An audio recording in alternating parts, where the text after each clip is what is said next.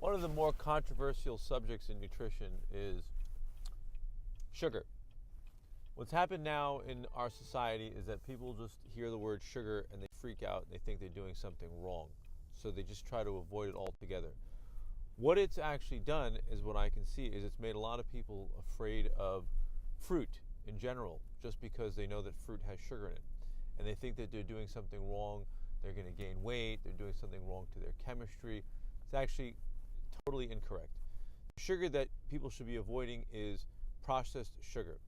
It's completely different. Sugar isn't just sugar no matter what. Glucose isn't just glucose with sucrose and fructose. Everything is not equal in chemistry.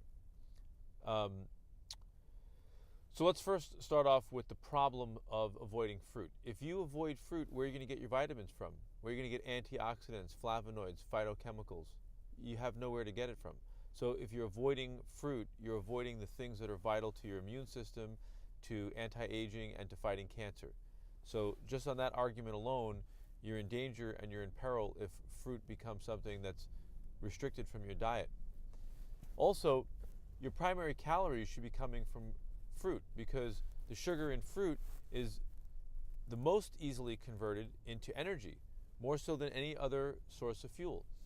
Creating diets like a ketogenic diet, which I'm not going to explain here, or a diet like the paleo diet, although the short-term effects may be profound on how a person loses weight or how they feel initially, long-term those diets are acid-forming, and they're unsustainable diets. They're just not the right diet for the body. You're not supposed to just eat protein at every meal, or eat fat, or restrict good fruits and starchy vegetables. It's not the diet that was designed for human chemistry. So processed sugar, on the other hand, is deleterious to your health. Processed sugar is processed in a way which concentrates the sugar so that it's extra sweet in a small amount. That effect, when you consume it, is terrible for your system, because your body has to pick up that sugar, and your body responds. In general, insulin is not enough. Your body responds with the secretion of hormones like IGF-1 and IGF-2, insulin growth hormone 1 and 2. And the problem with those hormones, when they're produced in great amounts, is that those are the hormones that are responsible for enabling a cell to divide and multiply. And why that's a problem is because in an environment that's conducive for cancer to grow and multiply, you're providing them with the hormones, the cancer cell, with the hormones it needs to divide and multiply.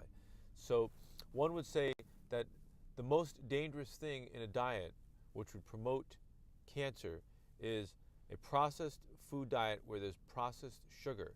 The second thing would be a high protein diet, because protein is also an ingredient needed for a cell to thrive.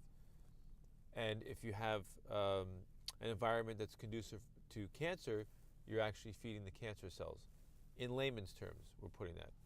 So don't be afraid of fruit. Avoid processed sugar. Don't be afraid of starchy vegetables. How much of those things you can consume is directly related to how active you are. If you're very active, you need more sugar. If you're sedentary, you need less. There's no rule of thumb to follow, period.